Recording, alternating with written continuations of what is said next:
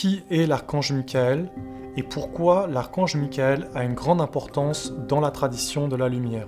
C'est une question à laquelle je vais répondre dans cette vidéo et j'aimerais aussi vous apporter des éléments de réponse plus profonds sur qu'est-ce qu'est le monde des archanges et sur comment ce monde des archanges se manifeste à la fois dans les mondes subtils mais aussi dans le monde concret. Alors, pour bien comprendre tout cet enseignement, il y a une idée fausse qu'il faut enlever de sa tête, qui serait de croire que l'être humain serait l'être supérieur. En tout cas, c'est un peu dans cette vision que l'ère de l'époque, elle est ancrée, de croire que l'être humain serait l'intelligence suprême, serait l'être supérieur. C'est un mensonge basique, total, et pour s'approcher d'une compréhension supérieure de la vie, c'est un frein. Donc, j'aimerais vous expliquer un peu comment fonctionne le monde pour vous montrer quelle est la place de ces mondes supérieurs qui sont les mondes au-dessus de l'être humain et quelle est la place de l'homme dans tout ça. D'abord, il faut comprendre que le monde créé est double. Il y a la partie manifestée que l'on connaît qui est liée à ce qu'on a appelé la mère Terre, au mystère de la mère divine, qui est le monde matériel, le monde créé. C'est le monde dans lequel nous vivons, nous les hommes, et dans lequel nous partageons notre vie avec les animaux, avec les plantes, avec les pierres et avec les éléments, c'est-à-dire le feu, l'air, l'eau et la terre. Dans ce monde manifesté, c'est le monde visible, mais dans ce monde manifesté, il y a aussi un monde invisible subtil qu'on appelle le monde de la magie, ou le monde spirituel. Dans ce monde vivent des esprits des éléments, vivent des esprits de la nature, vivent des génies et vivent des égrégores. Je ne vais pas vous expliquer plus en profondeur ces mondes spirituels, vu que j'ai fait une vidéo qui est dédiée à cela, alors je vous invite de la regarder si vous voulez en savoir plus.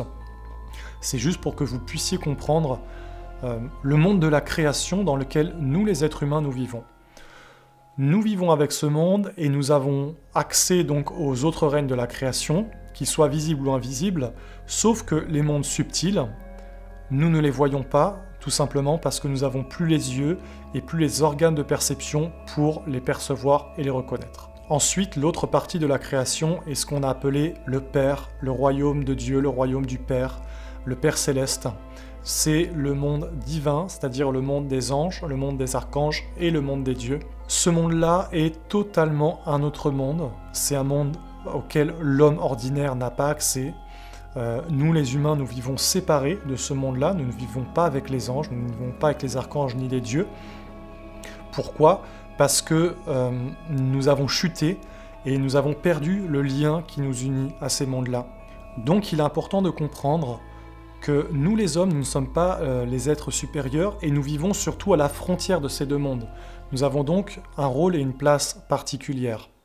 Les règnes qui sont au-dessus de l'homme, c'est-à-dire les règnes des anges, des archanges et des dieux, sont des règnes universels et très larges. Dans le sens que nous, les êtres humains, nous sommes condensés et bien souvent identifiés à notre corps et à ce qui est mortel. Mais ces mondes-là sont des mondes au-delà du corps et au-delà de l'identification au mortel. Ce sont des mondes immortels, éternels. Le monde des anges est immortel, le monde des archanges est immortel et le monde des dieux est immortel. Le royaume des archanges, c'est un monde universel, c'est un monde de lois, un monde de principes et d'archétypes. Le monde des archanges, c'est l'origine de toute création dans les structures, c'est-à-dire que ce soit dans les mondes subtils comme dans les mondes visibles, il y a toujours une structure, il y a toujours un ordre. Quand vous regardez l'atome, l'atome est structuré d'une certaine façon. Quand vous regardez une cellule, la cellule est structurée d'une certaine façon. Vous regardez un minéral, un cristal, il est structuré d'une certaine façon.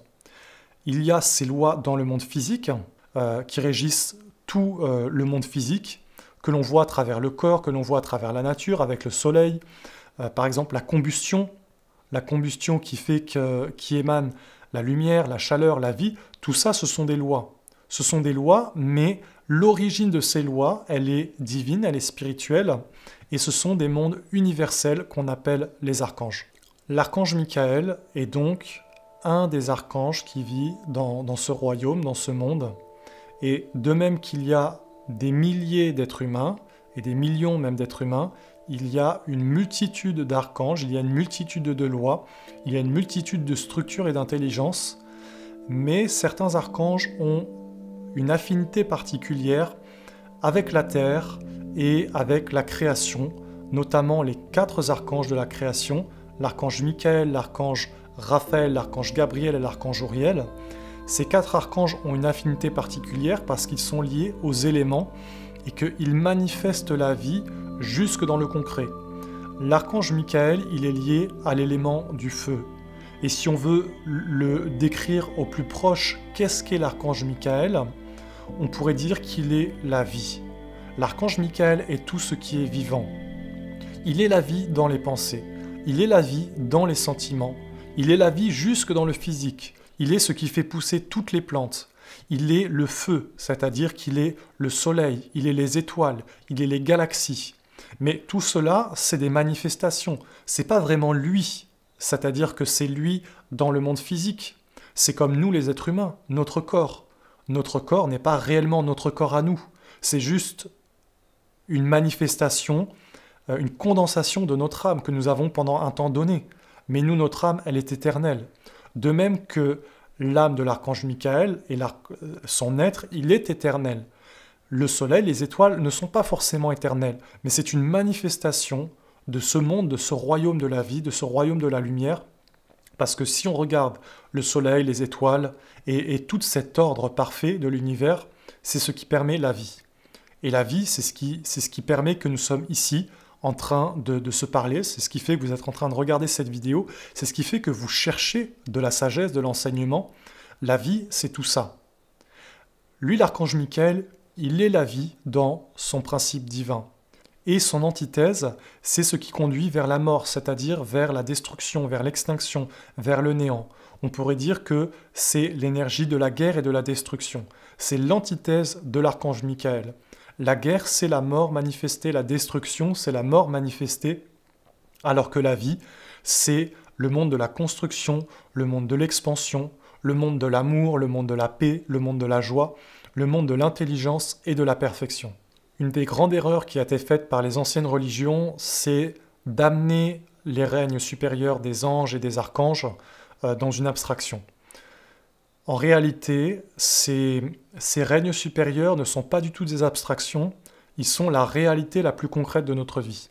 Parce que si tu regardes qu'est-ce qui est le plus concret dans ta vie, c'est la vie elle-même, c'est le soleil, c'est les étoiles, c'est ce que tu manges, c'est l'eau que tu bois, c'est l'air que tu respires.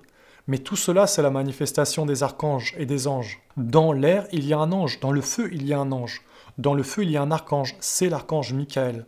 Ces êtres sont donc un monde concret. Mais dans leur origine, comme je vous le dis, ils sont beaucoup plus vastes et beaucoup plus universels. Et le chemin, la mission de l'homme, c'est donc d'aller vers ces mondes-là et de devenir à leur image. L'homme a été fait à l'image de Dieu, ce sont des paroles anciennes de la Torah, mais c'est à l'homme d'atteindre la ressemblance. L'homme doit atteindre la ressemblance avec Dieu. Et le premier pas qu'il doit faire, c'est de se diriger vers le monde des anges. L'ange est au service du monde des archanges et l'archange est au service du monde des dieux. Pourquoi l'archange Michael a une si grande importance dans la tradition de la lumière? C'est parce qu'il est le gardien de ce qu'est l'homme dans son origine divine. Il est le gardien de l'image immortelle de l'homme voulu par Dieu, de l'homme ou de la femme, c'est-à-dire le principe de l'être humain, dans la divinité. Il a été souvent représenté avec une épée et une balance. On a dit aussi qu'il terrassait le dragon. Alors malheureusement, ces symboles et cette histoire a été encore une fois conduit dans du fantastique, mais en réalité, pour ceux qui s'intéressent à l'ésotérisme et pour les initiés, pour ceux qui ont le savoir, c'est un langage pour dire quelque chose de plus profond. La balance, ça représente la conscience et le miroir, c'est-à-dire le miroir de la conscience du bien et du mal, la conscience du positif et du négatif, de ce que je dois faire et de ce que je ne dois pas faire, c'est-à-dire la conscience de ma vie intérieure. Lorsque tu veux aller vers Dieu, réellement, concrètement, lorsque tu veux aller vers un monde supérieur d'éternité, Le premier pas, c'est de se connaître soi-même. C'était les anciennes paroles au fronton du temple de Delphes en Grèce. Connais-toi toi-même et tu connaîtras l'univers et les dieux. Ces paroles sont vérité. La connaissance de soi, c'est la première base pour s'approcher d'un monde supérieur et c'est le message de la balance de l'archange Michael. L'épée, ça symbolise quelque part le côté tranchant, mais surtout le côté de la pureté, c'est-à-dire que rien d'impur ne s'approche du monde divin. C'est ça que ça veut dire. Tu ne peux pas aller vers Dieu avec l'impureté. Alors l'archange Michael, il a été dit que c'est lui qui sépare le bon grain de l'ivraie. Il sépare la bonne semence de la mauvaise semence. C'est son deuxième enseignement, l'archange Michael. Il ne tolère pas l'impureté. Il ne tolère pas le menteur. Il ne tolère pas l'imperfection. Alors, il dit quelque part que pour s'approcher de lui et pour s'approcher d'un monde d'éternité, l'homme ne peut s'approcher qu'avec sa partie divine, qu'avec ce qui est semblable au monde divin en lui. Parce qu'il y a en l'homme le divin, il y a en l'homme le feu, il y a en l'homme son âme, sa divinité. Mais le problème, c'est que bien souvent, les êtres humains s'identifient à leur partie mortelle, ils s'identifient à leur personnalité mortelle. Et lorsqu'on dit que l'archange Michael terrasse le dragon, on fait référence à cette science. L'homme, par sa personnalité mortelle, est uni au serpent de la terre. Ce même serpent que vous retrouvez partout en Égypte, qui est le serpent Apopis, qui doit être maîtrisé, ce même serpent que vous retrouvez sous les pieds de la Vierge qui maîtrise le serpent, ce même serpent que vous retrouvez sur le front des initiés égyptiens, notamment de Isis et d'autres initiés égyptiens, quand vous regardez les fresques égyptiennes, c'est le serpent de l'homme et de sa personnalité. L'archange Michael qui terrasse le dragon, c'est l'archange Michael qui terrasse la personnalité de l'homme qui vit uniquement avec la mort, qui vit uniquement comme un être humain, c'est-à-dire un être qui vit juste pour le mortel, juste pour lui-même, juste pour ses propres désirs, juste pour ses propres envies, juste pour ses propres buts. C'est l'homme qui n'est pas impersonnel, qui n'est pas uni avec un monde supérieur, qui ne vit pas avec des idéaux plus grands que lui, comme des idéaux de dignité, de noblesse, de royauté, des idéaux d'amour, de grandeur. Alors, l'homme qui s'approche du monde divin avec sa personnalité par le monde divin, par l'archange Michael, cet homme est perçu comme un dragon.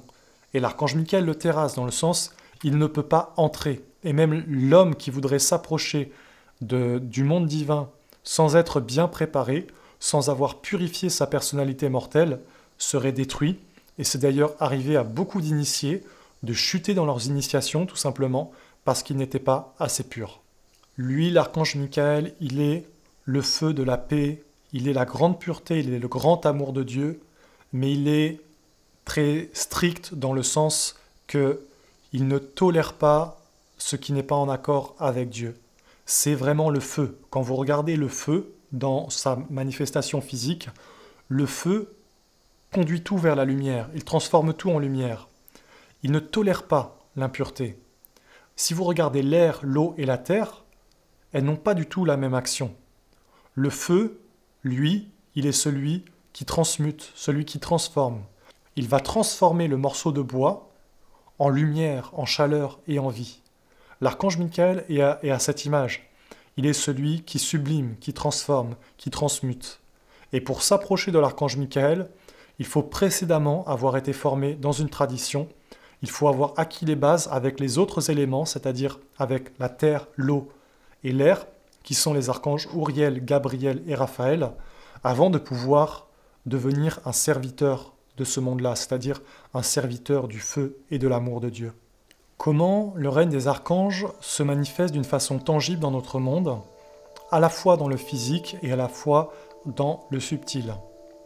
La manifestation la plus tangible par laquelle vous pouvez voir le monde des archanges, ce sont les 4 éléments.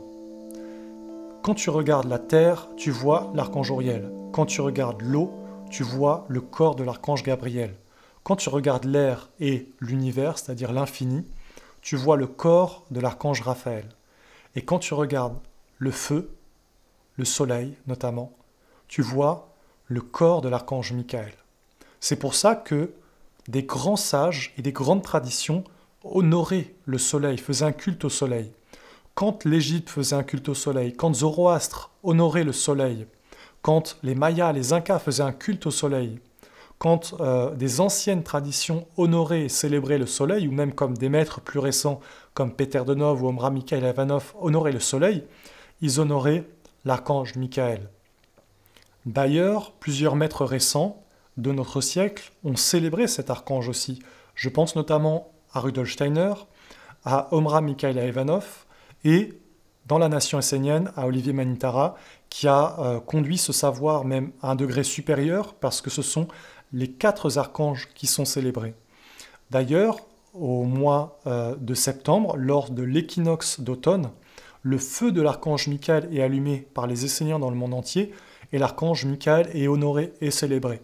De même, à chaque solstice et équinoxe, c'est-à-dire à chaque changement de saison, à chaque apogée ou équilibre solaire, qui sont des grands cycles cosmiques, des moments où une intelligence supérieure parle beaucoup plus à l'homme et s'approche beaucoup plus proche de la Terre, à ces grands moments-là, dans la nation essénienne, nous célébrons les archanges. Nous célébrons ce qu'on appelle la ronde des archanges, c'est-à-dire la fête du cosmos, la fête de la vie. Célébrer le divin à travers le feu, à travers l'air, l'eau et la terre. Célébrer la vie, célébrer ce que le divin a donné à l'humanité et à toutes les créatures aussi. Célébrer le divin, la ronde des archanges. D'ailleurs, si ça vous intéresse, je vous laisse un lien dans la description.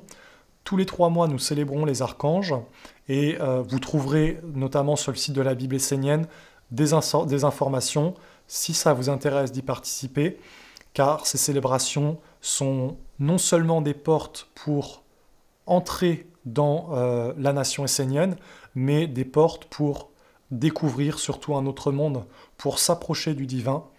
Nous les Esséniens, c'est notre mode de vie. Je vous parle de l'archange Michael tout simplement parce que aujourd'hui, à l'heure où je tourne cette vidéo, nous allons célébrer l'archange Michael dans quelques jours et cela va être une grande fête, un moment sacré et c'est le mode de vie des Esséniens. Nous vivons au rythme des saisons, au rythme de l'alliance avec les archanges et au rythme de leur enseignement. D'ailleurs, si vous voulez en savoir plus sur l'archange Michael et sur les archanges en général, là je vous invite vraiment à lire la Bible essénienne, parce que la Bible essénienne, ce sont des messages qui viennent des archanges. Et ces archanges, ce sont eux qui ont parlé dans le passé, c'est notamment eux qui ont révélé le Coran, ce sont eux qui ont parlé à l'époque à Jésus, qui ont parlé à la Vierge Marie, c'est eux qui parlaient en Égypte. Ce sont toujours eux qui ont fait naître les grandes traditions, les grandes civilisations de la lumière. L'archange Michael, lui, il est lié dans une civilisation divine aux côtés des mystères, aux côtés de la prêtrise, c'est-à-dire c'est lui le gardien des mystères divins, c'est lui on va dire le chef, le roi des prêtres et des prêtresses. Lorsqu'un être devient un prêtre, il consacre sa vie à Dieu, il consacre sa vie à un principe supérieur, et l'archange Michael est quelque part l'intelligence divine qui est derrière ce principe divin de la prêtrise. Pour finir, j'aimerais vous parler de l'action de l'archange Michael dans les mondes subtils. Dans les mondes subtils, cet archange, il agit par certaines forces particulières, parce qu'il est lié à certaines vertus, à certaines valeurs, notamment à la noblesse, à la dignité, à la droiture, au respect, à l'amour, à la paix. Ce sont en fait des valeurs qui font de l'homme un homme honnête, un homme digne, un homme vrai. Que ce soit pour un homme ou pour une femme, ce sont des valeurs qui doivent être cultivées, qui doivent être rendues vivantes pour pouvoir s'approcher du monde divin. Chaque archange va enseigner des valeurs spécifiques qui sont liées à son monde, et le feu, c'est vraiment cet aspect d'être entier, d'être vrai, d'être sans mensonge, d'être pur, d'être dans la droiture, dans l'honneur, surtout de ne pas accepter le sombre. L'archange Michael n'accepte pas le sombre. D'ailleurs, l'archange Michael ne comprend pas l'humanité aujourd'hui. Pour lui, l'humanité aujourd'hui, elle est totalement en esclavage parce que Les humains aujourd'hui vivent avec les ténèbres sans même s'en rendre compte. C'est-à-dire ils sont ignorants. Et pour ça, pour un archange, c'est totalement incompréhensible. Donc l'humanité aujourd'hui ne peut pas s'approcher du monde divin. Les gens peuvent prier, ils peuvent être dans des religions, ils peuvent avoir une spiritualité, ils ne sont pas en contact avec Dieu. Ils sont en contact avec des mondes spirituels, mais ces mondes spirituels ne sont pas Dieu. J'en ai déjà parlé dans d'autres vidéos. C'est lié au monde de Lucifer, qui est un archange déchu et qui est lié quelque part au monde de la chute de l'homme. J'aimerais te donner cette dernière clé si tu souhaites t'approcher et goûter un peu le monde divin que porte l'archange Michael. Alors, lève-toi tôt le matin et va faire un lever de soleil. Va regarder le soleil se lever, mais le fais pas comme un homme. Fais-le comme une âme, c'est-à-dire ouvre ton cœur, ouvre ton être intérieur à la beauté. Tu peux aussi faire ça la nuit. Va la nuit, observer les étoiles et ouvre-toi à la beauté et au mystère. Aussi, tu peux faire un autre exercice. Mets-toi chez toi, dans le noir, un soir, avec une bougie devant toi. Et là, tu allumes la bougie et même tu prononces une parole. Tu dis une parole sacrée, une parole belle, une parole divine. Et là, tu regardes la flamme et tu rentres dans son aura de lumière. Et là, tu vas percevoir, si tu es sensible, si tu es subtil, qu'est-ce que peut être le monde de la lumière, c'est-à-dire un monde d'amour, un monde de douceur, un monde de subtilité, de félicité. Et ça, c'est comme un prémisse de l'archange Michael, c'est-à-dire ce sont des esprits de l'archange Michael. Aussi, si tu veux savoir comment ces mondes-là pensent et quels sont leurs messages pour l'humanité, alors je t'invite à lire la Bible essénienne, à la découvrir et à l'étudier et à essayer d'entrer dans la vision du monde des archanges, comment les archanges voient le monde, et essayer de laisser cette vision t'inspirer, entrer en toi, t'éclairer et te guider. Je vous laisse un lien dans la description, car nous avons ouvert sur le site de la Bible essénienne un onglet où vous pouvez lire les textes de la Bible essénienne en ligne gratuitement. Donc vous pourrez y découvrir les paroles sacrées de l'archange Michael. Et si ça vous intéresse aussi, lisez les Gathas de Zoroastre. Zoroastre était un fils de Dieu, un fils de la lumière qui vivait avec l'archange Michael.